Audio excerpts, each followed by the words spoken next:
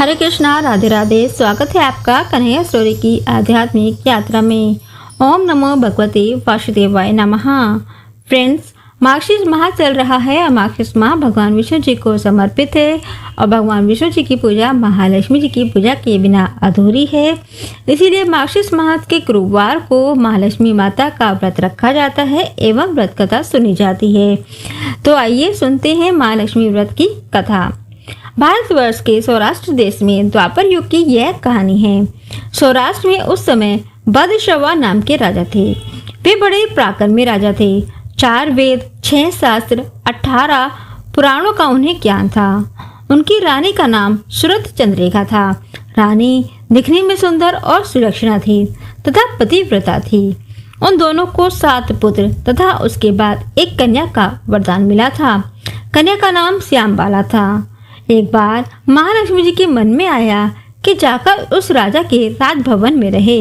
इससे राजा को दुगनी धन दौलत की प्राप्ति होगी और वह इस धन दौलत से अपनी प्रजा को और सुख दे पाएगा। गरीब के घर में अगर रहे और उसे धन दौलत प्राप्त हो तो वह स्वार्थी की तरह केवल अपने ऊपर ही खर्च करेगा। यह सोचकर श्री महालक्ष्मी जी ने बूढ़ी ब्राह्मण स्त्री का रूप धारण किया। हाथ में लाठी लिए लाठी के सहारे रानी के द्वार तक पहुंची। यद्यपि उन्होंने बूढ़ी औरत का रूप धारण किया था, पर उनके चेहरे पर देवी का तेज था। उन्हें देखते ही एक दासी सामने आई। उसने इनका नाम, धाम, काम, धर्म सब पूछ डाला। व्रत ब्राह्मण का रूप धरिता माता लक्ष्मी ने कहा, बालिका, मेरा नाम कमला है। मेरे पति का नाम भुवनेश है। हम द्वारका में रहते हैं। तुम्हारी रानी पिछले जन्म में एक वैश्य की पत्नी थी। वह वैश्य गरीब था। दारिद्र्य के कारण हर रोज घर में झगड़े होते थे तथा उसका पति रोज उसे मारता था। इन सब बातों से तंग आकर वह घर छोड़कर चली गई तथा जंगल में खाली पेट भटकने लगी। उसकी इस दुर्दशा पर मुझे दया आई। तब मैंने उसे सुख संपत्ति देने वाली श्री महालक्ष्मी जी की कथा सुनाई। मेरे कहने पर उसने श्री महालक्ष्मी जी का व्रत किया। श्री महालक्ष्मी प्रसन्न हुई और उसकी गरीबी दूर हो गई। उसका घर संसार दौलत संतति संपत्ति से भर गया। बाद में पति पत्नी दोनों परलोक सिधार गए। लक्ष्मी व्रत करने के कारण वे लक्ष्मी लोक में रहे। उन्होंने जितने साल महालक्ष्मी जी का व्रत किया उतने हजारों साल तक उन्होंने सुख भोग मिला। इस जन्म में उनका जन्म राजघराने में हुआ है, परंतु वह महालक्ष्मी जी का व्रत करना भूल गई है। उसे यह याद दिलाने के लिए मैं यहाँ आई हूँ। बुढ़िया की बातें सुनकर दासी ने उन्हें प्रणाम किया तथा श्री महालक्ष्मी जी का व्रत किस तरह से किया जाए इस बारे में पूछा। बुढ़िया रूप धारण किए हुए श्री महालक्ष्मी माता ने दासी को पूजा विधि बताई तथा महिमा बताई। इसके बाद वह दासी माता को प्रणाम कर रानी को बताने अंदर चली गई। राज वैभव में रहते हुए रानी को अपने ऐश्वर्य का बहुत घमंड हुआ था। संपत्ति तथा अधिकार की वजह से वह उन्मत्त हो गई थी। दासी द्वारा बताई गई बुढ़िया की बातें सुनकर वह आग बबूला होकर राज द्वार पर आकर बुढ़िया रूपी श्री महालक्ष्मी जी पर बरस पड़ी। उसे यह मालूम नहीं था कि श्री महालक्ष्मी माता बुढ़िया का रूप धारण किए द्वार तक आई हैं, परंतु रानी का इस कदर रूखा बर्ताव तथा अपना अनादर देखकर माता ने वहां ठहरना ठीक न समझा। वे वहां से चल पड़ी। राह में उन्हें राजकुमारी श्यामबाला मिली। उन्होंने श्यामबाला को सारी बात बताई। श्यामबाला ने अपनी ओर से श्री महालक्ष्मी माता से क्षमा मांगी। माता को उस पर दया आई। उन्होंने श्यामबाला को श्री महालक्ष्मी व्रत के बारे में बताया।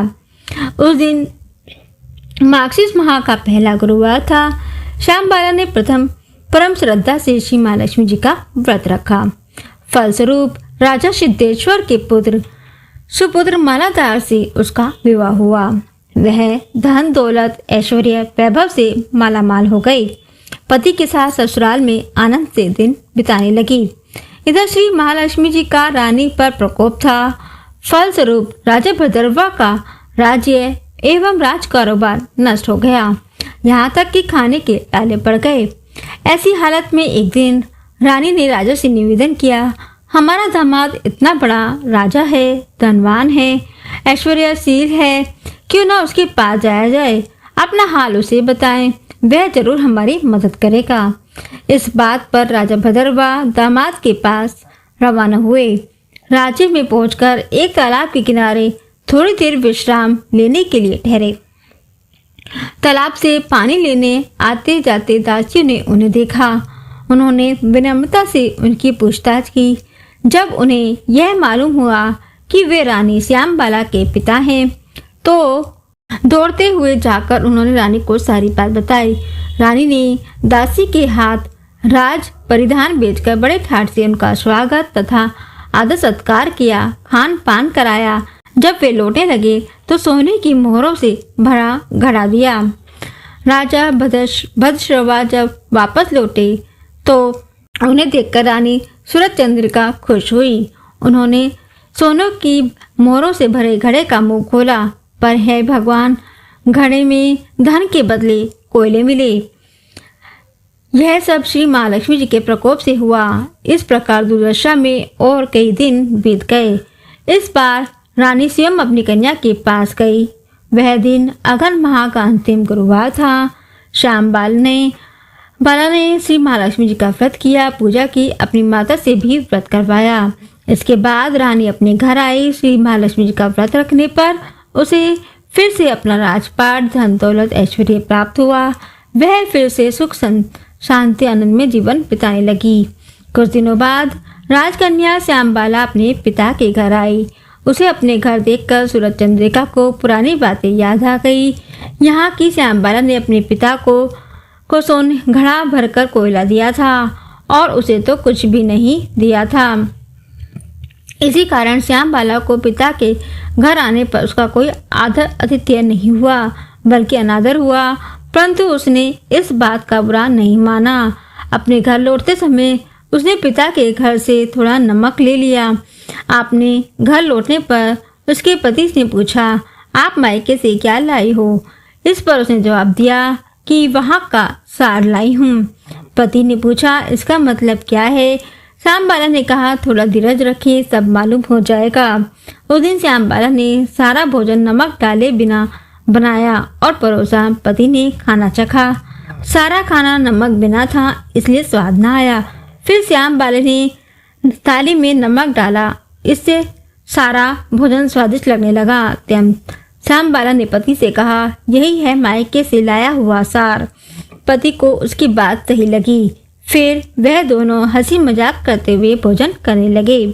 कहा गया है कि इस तरह जो कोई श्रद्धा भाव से श्री महालक्ष्मी जी की पूजा करके उसे माता की कृपा प्राप्त होती है, सुख संपत्ति शांति प्राप्त होती है, सभी मनोकामनाएं पूरी होती हैं।